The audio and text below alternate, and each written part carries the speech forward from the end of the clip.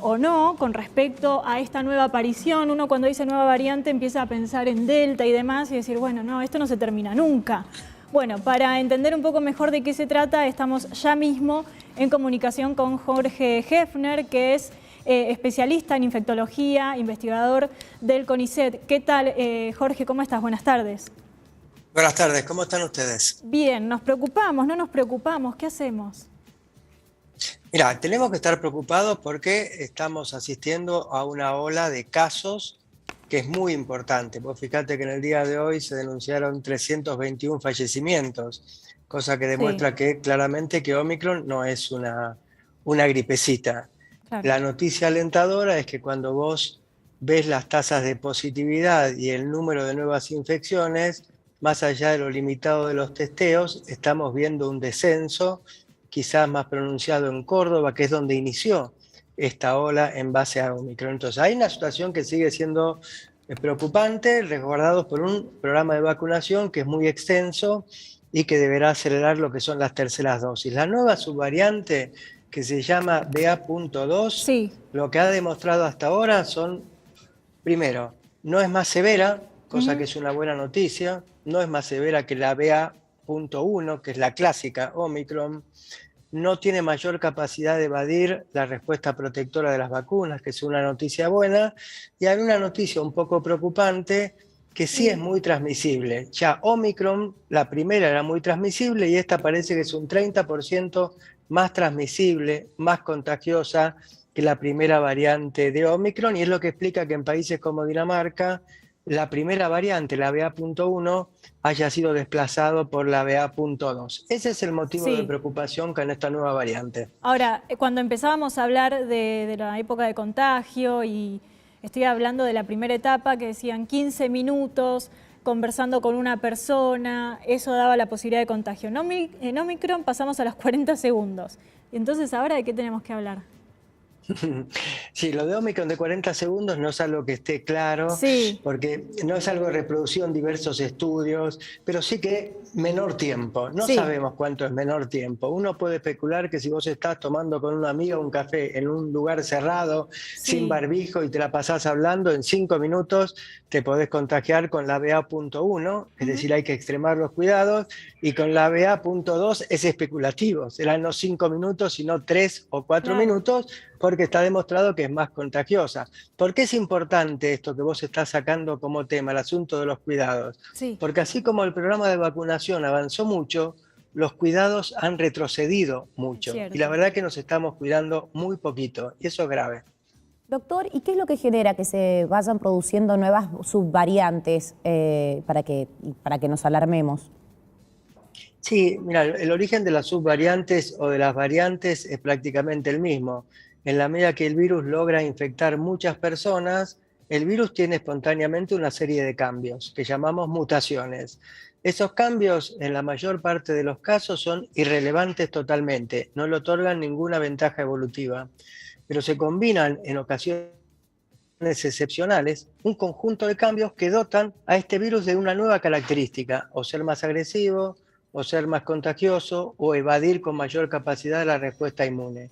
En este caso, esta nueva subvariante lo que tiene es mayor transmisión. Ahora, vos fíjate, ¿qué se podría hacer para evitar el surgimiento de variantes y subvariantes? Y eso nos dirige a África.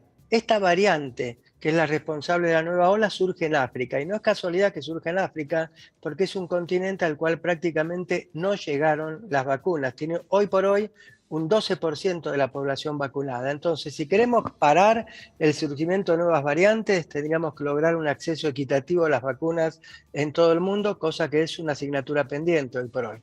Lo que pasa es que, doctora, ahí también nos estamos enfrentando contra aquellas personas que, si bien está recontraprobado que la vacuna ha disminuido la mortalidad de este virus, hay muchos que todavía no se han querido vacunar, incluso se han manifestado en contra de la vacuna.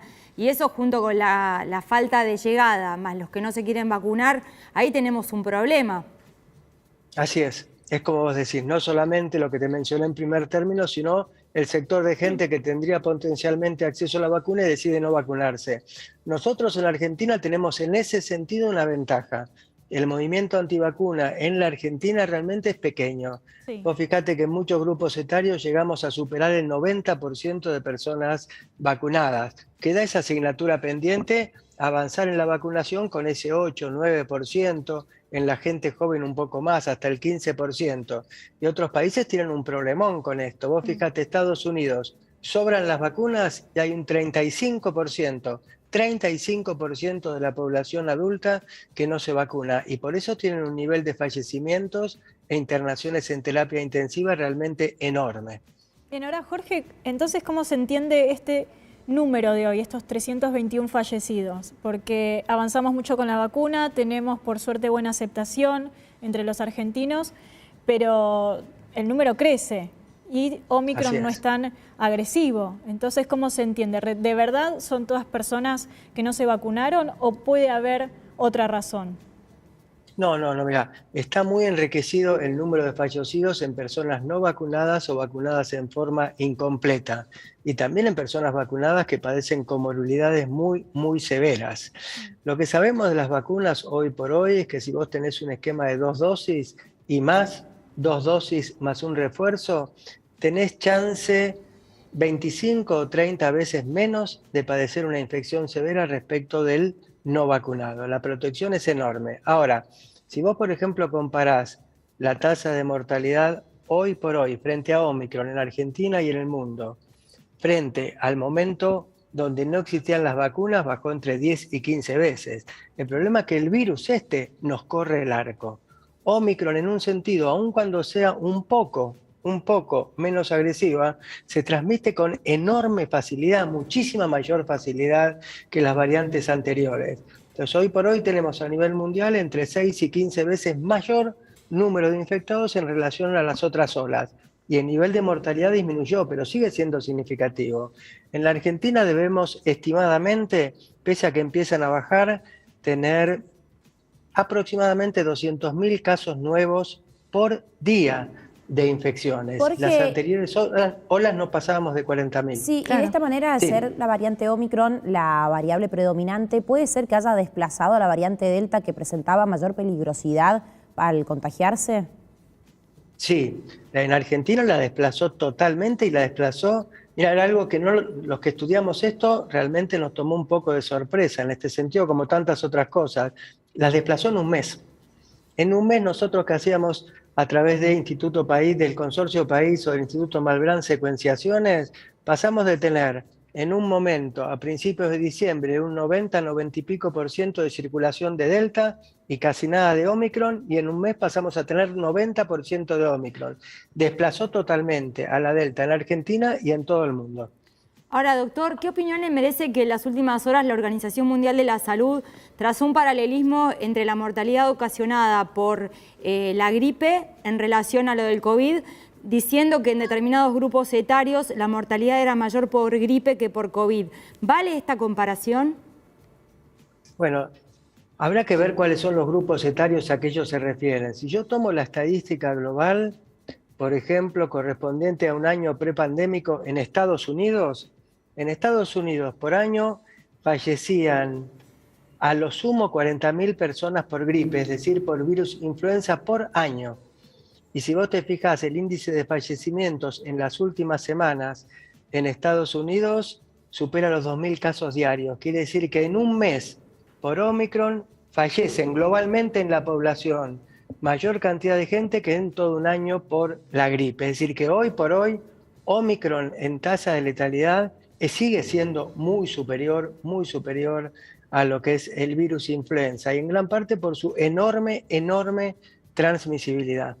Ahora es imposible no pensar que todos vamos a terminar contagiados, porque vienen las variantes más contagiosas y, como marcabas, hemos bajado un poco la guardia con respecto a los cuidados.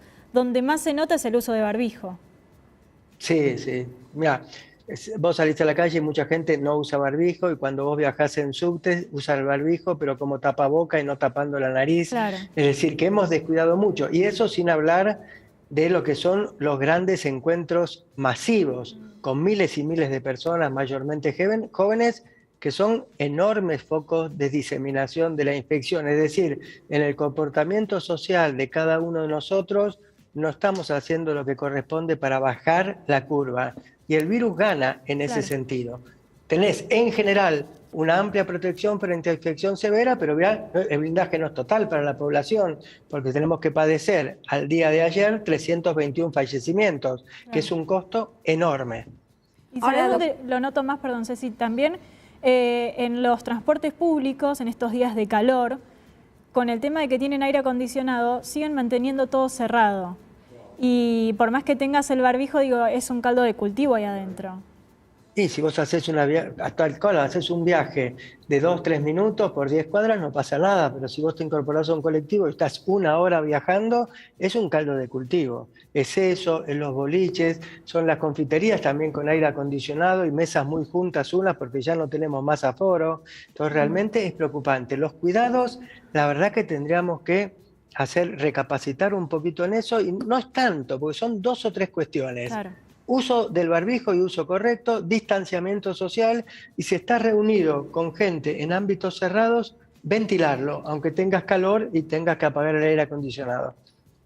Ahora, doctor, ¿se sabe de esas 321 víctimas de COVID cuál es la causa del fallecimiento? Porque en un primer momento, la primera variante, digamos, que se originó, daba como una reacción del sistema inmune que hacía que hubiera una falla en muchos órganos, y ahora lo que se veía más era que volvía a ser una enfermedad más respiratoria que de todo el cuerpo. ¿Se sabe ahora en qué punto está esta nueva variante en cuanto a la relación de mortalidad?